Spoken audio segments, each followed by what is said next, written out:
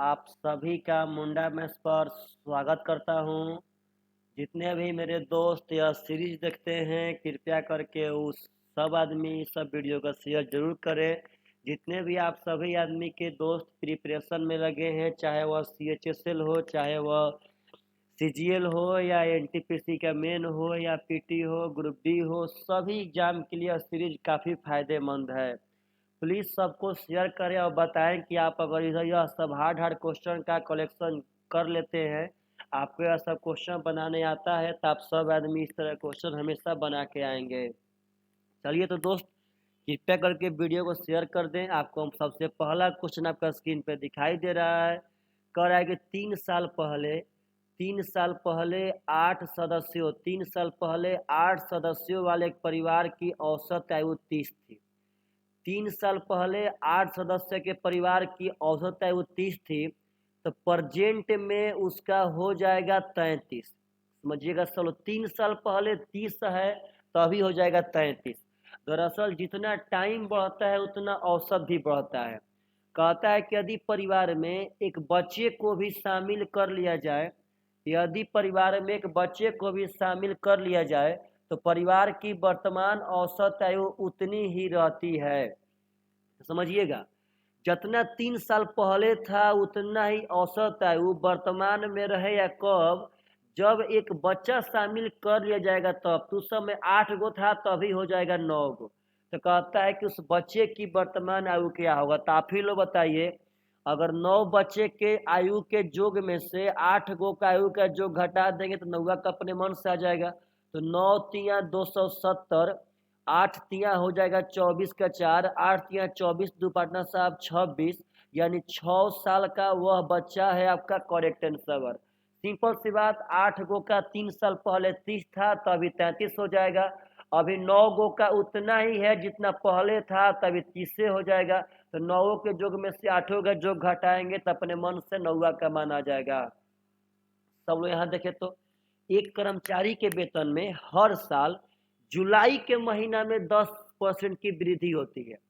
यदि मई 2000 में उसका वेतन 15,000, आप यहाँ ध्यान से देखिएगा, मई 2000 साल में मई महीना में, यहाँ उसको जुलाई में पार्टनर साहब तो 10% पक्का बढ़ेगा। 2000 में जुलाई से मुलाकात होगा क्योंकि वह मई महीना में हुआ है।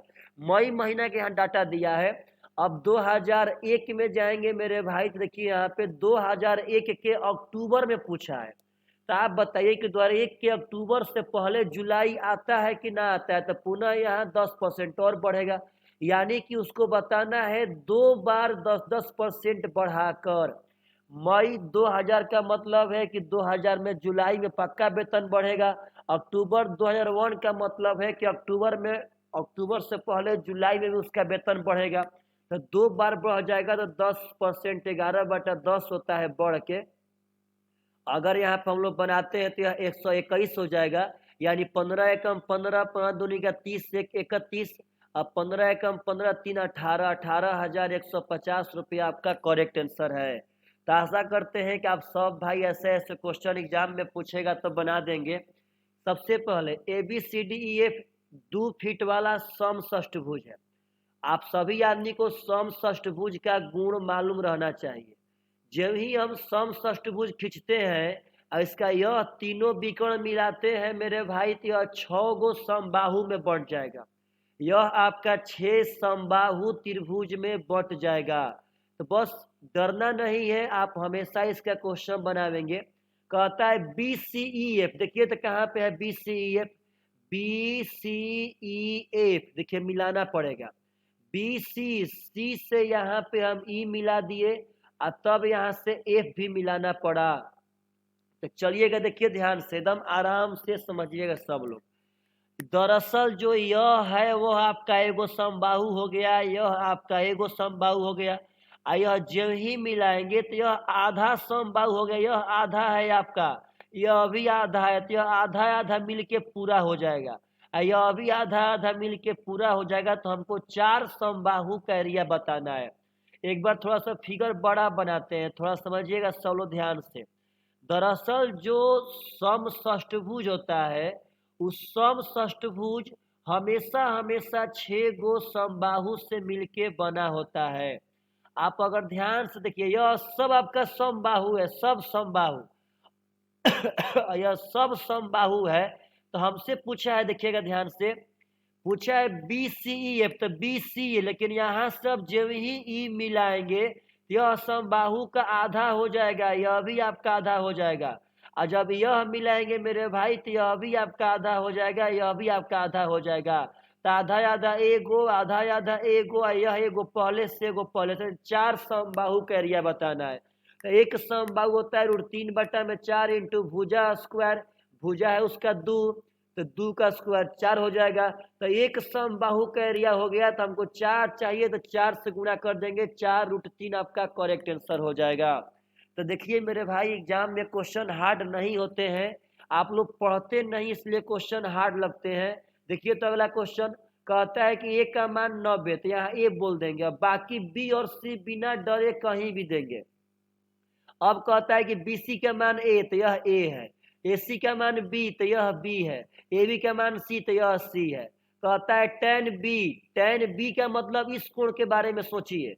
तो tan का मतलब होता है लंब बटा आधार, तो tan बी का मान हो जाएगा बी बटा में सी। कहता है tan सी मतलब आप कहता है कि अब इस कोण के बारे में सोचिए, इस कोण के बारे में सोचेंगे तो यह लंब होगा, यह आधार हो जाएगा, तो लंब बटा आधार यहाँ सी बटा बी हो जाएगा। आप जब एलसीएम लेंगे तो बी सी आ जाएगा, सी ले सी खत्म तो बी स्क्वायर हो जाएगा, 20 से बी खत्म तो सी स्क्वायर हो जाएगा, यानी बी स्क्वायर प्लस सी स्क्वायर अब बाटा में 20। अब देखिए और भी यहाँ कला है, देखिए कितना दर्दनाक कला है। आप अगर ध्यान से देखेंगे तो यह आपका लंब है, यह आधार है, यह कोण है, तो हम कह सकते हैं लंब स्क्वायर प्लस आधार स्क्वायर बराबर कोण स्क्वायर, यानी सी स्क्वायर प्लस बी स्क्वायर को हम ए स्क्वायर कह सकते हैं। यही सी स्क्वायर प्लस बी स्क्वायर को ए स्क्वायर बैठा देंगे, अब बाटा में बी सी जो कहते हो, ऑप्शन नंबर डी आपका आंसर होगा। मतलब पहले उस रास्ते पे निकलते हैं, मंजिलें कितने कठिन है वो तो निकलने के बाद ही मालूम चलेगा। सब देखिए तो यहाँ पे कहता है कि अलग अलग धारिता वाले 2 खाली पात्र में जल की बराबर बराबर मात्रा डाली गई। एक बर्तन यह है, एक बर्तन यह है, लेकिन दोनों बर्तन में बराबर बराबर मात्रा डालें। कहता है कि एक बर्तन 1/4 भर गया, एक बर्तन 1/3 भर गया, तो डरिए मत। आप सिंपल से बात समझिए कि आप जितना मन करता है दोनों बर्तन में डालिए। मान लीजिए क्या डालें हम, सपोज डेट यहाँ डाल देते हैं 5 लीटर, तो यहाँ भी डाल दिए 5 लीटर, दोनों बर्तन में बराबर। कहता है कि एक 1/4 भर गया, मतलब इस बर्तन का 1/4 जब 5 है तो बोलिए टोटल कितना हो जाएगा, तो टोटल बर्तन है 20 लीटर का, यह आपका टोटल बर्तन आ गया। इसका 1/3 जब मेरे भाई साहब 5 है, यह टोटल हो जाएगा 15 लीटर का। तब देखिए क्या कहता है, कहता है कि यदि कम धारिता वाले पात्र, कहता बताइए तो 20 लीटर वाला कम है कि 15 वाला, तो 15 वाला कम है। कहता है कि कम धारिता वाले पात्र का जल फिर से अधिक धारिता वाले पात्र में डाल दिया जाए तो कितना भाग भरेगा, आप बताइए। पहले से ही 5 लीटर था, अभी कम वाला फिर इसमें से फिर 5 वाला उठा के यहाँ डाल देंगे तो यह हो जाएगा अब 10 लीटर। तो कितना भाग, तो टोटल है यह 20 लीटर, तो 20 का 10 कितना भाग हुआ, तो 1/2 भाग आंसर। मतलब डरिए मत, सीजीएल मेन हो सीपीओ में भी हम लोग तैर रहे हैं 2012 में, तो कोई भी क्वेश्चन हो आप लोगों से बनेगा। अब एक समानांतर श्रेणी में 4 पद है, मध्य पदों का जोगफल 110। तभी बात आप सभी आदमी को पहले से पढ़े रहना चाहिए। कभी भी समानांतर श्रेणी में जोगफल बोले पदों का जोगफल, तो आप ऐसे पद मानेंगे, अगर a माइनस डी मानेंगे एगो तो एगो मानना पड़ेगा a प्लस डी, अगर यहाँ मानेंगे a माइनस 3d तो यहाँ मानना पड़ेगा हमको पार्टनर साहब a प्लस 3d। यही मेरे 4 पद है। देखिए 4 पद था तो ऐसे माने, अगर रहता है यहीं पे 3 पद तो 3 पद में मानते हम a, इधर मानते a माइनस डी, इधर मानते a प्लस डी। अगर मानना रहता हमको 5 पद तो मानते हम a, इधर मानते a माइनस डी, इधर a प्लस डी, इधर करते a माइनस 2d, इधर करते a प्लस 2d। इससे फायदा क्या होता है, तो जोगफल में फायदा होता है, देखिए सबको जोड़ेंगे तो यह सब कट जाएगा, डी से डी, 2d से 2d, मतलब जोगफल में यही फायदा होता है। ये कितना आराम से बनेगा। मध्य पदों का जोगफल 110, अगर दोनों को हम जोड़ेंगे तो डी डी कट जाएगा, यानी 2a का मान जब 110 आ गया तो a का मान कितना हो जाएगा 55। अब कहता है उसके बाह्य पद का गुणनफल 2125, बाह्य पद।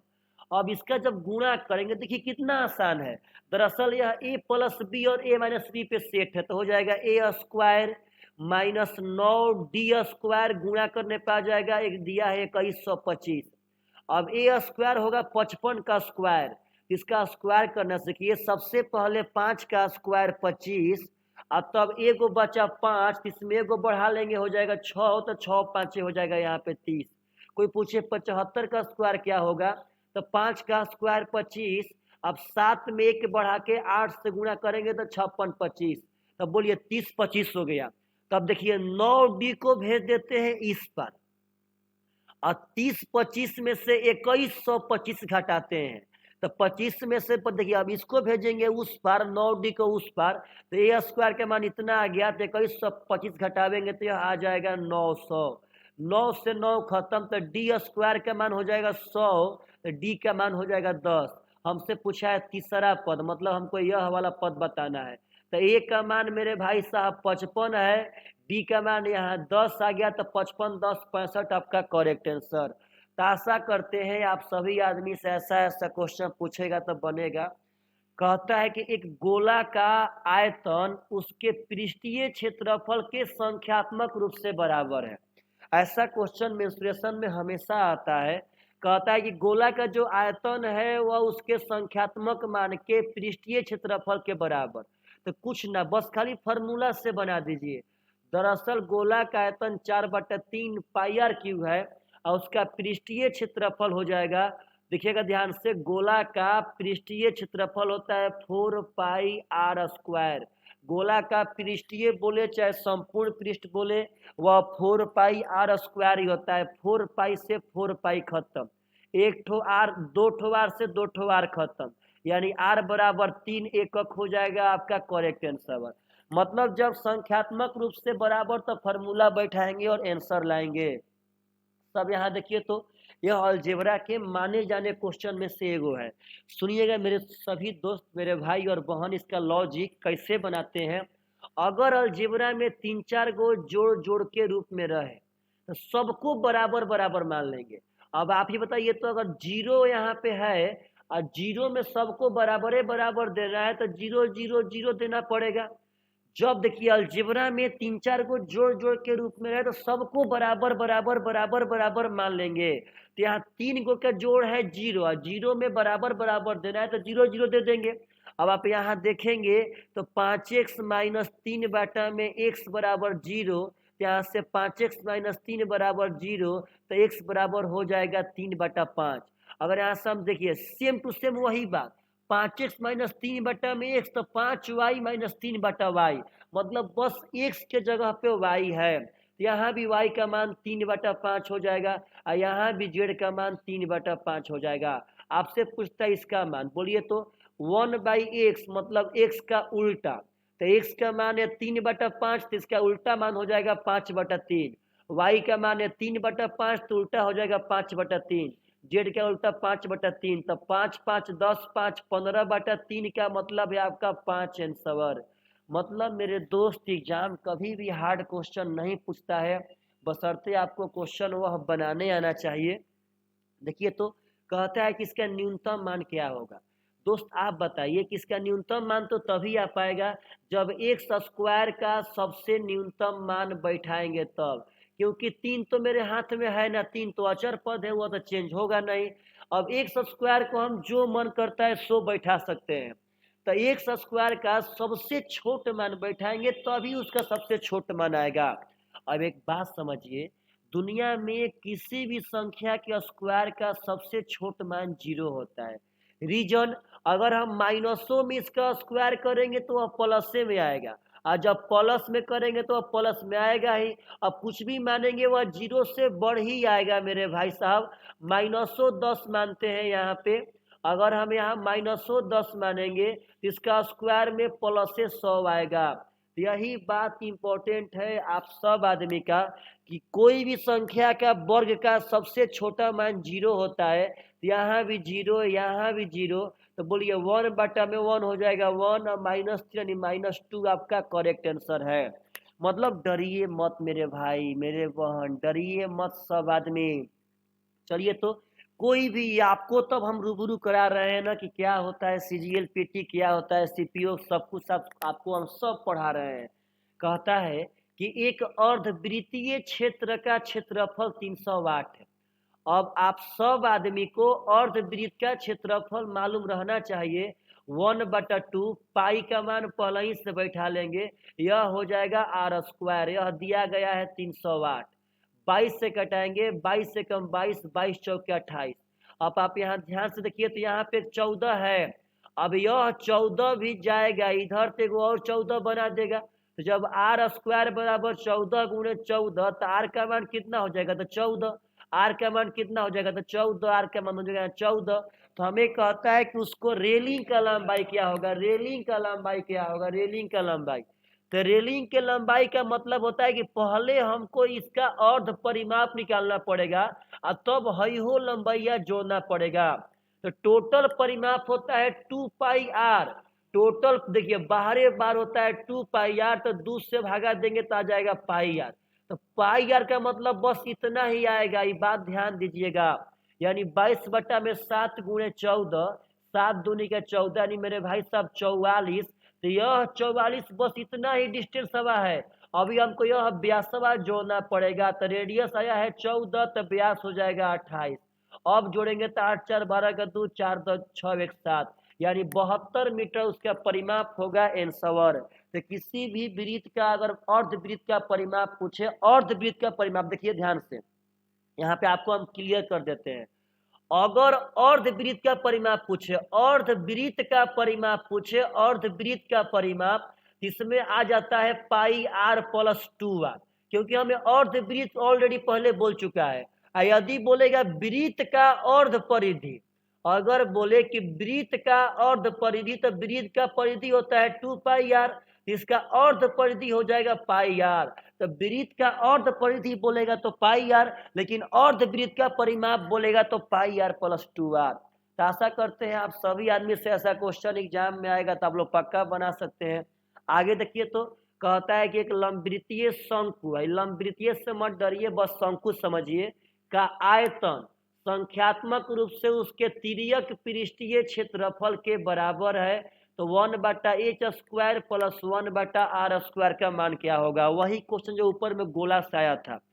संख्यात्मक देखिए बराबर है दम, आयतन जो है तिर्यक पृष्ठ एरिया, इसका आयतन होता है 1/3 πr²h, और इसका तिर्यक पृष्ठ होता है वक्र पृष्ठ, मतलब πrl, पाई से पाई खत्म, एक ठो आर से एक ठो आर खत्म।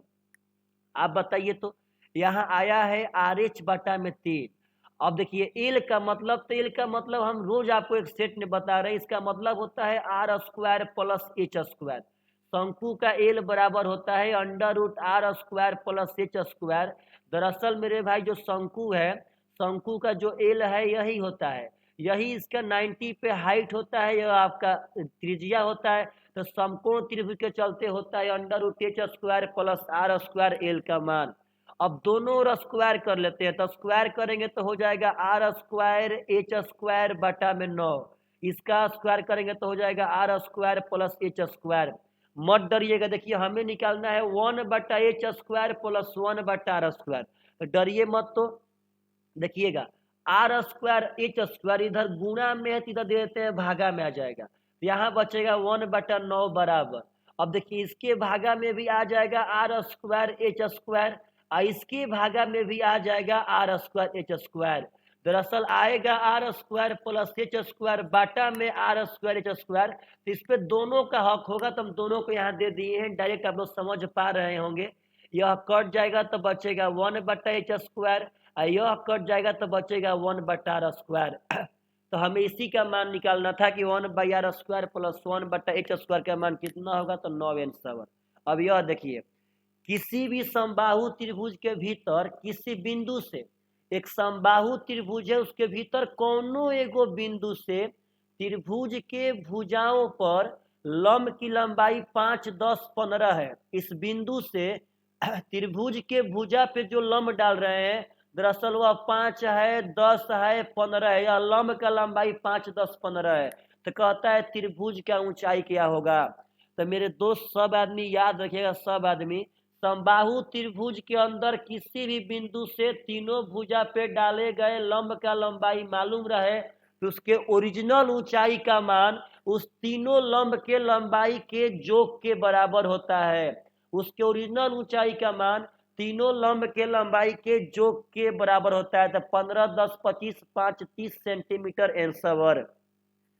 तीनों देखिए, किसी भी समबाहु त्रिभुज में थ्योरी सब लोग याद रखिएगा। जब मेंसुरेशन पढ़ाएंगे तो हम यह पढ़ाएंगे, यह आपका H1 हो गया, यह लंब आपका H2 हो गया, कहीं से डाले कोई दिक्कत नहीं है। यह लंब आपका H3 हो गया।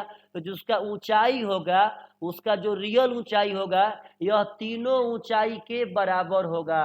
तो चलिए एक और सेट जो 10 से 12 क्वेश्चन का था, आप सभी आदमी को हम करवा दिए। तो प्लीज मेरे सभी दोस्त वीडियो को शेयर करना मत भूले। इंसानियत के नाते वीडियो शेयर कीजिए अपने दोस्तों के पास, ताकि वो लोग भी पढ़ें और मेरा मेहनत भी बर्बाद ना जाए मेरे भाई। चलिए आप सभी आदमी को मेरा नमस्कार, प्रणाम, बाय बाय, टेक केयर। सभी आदमी खुश रहे।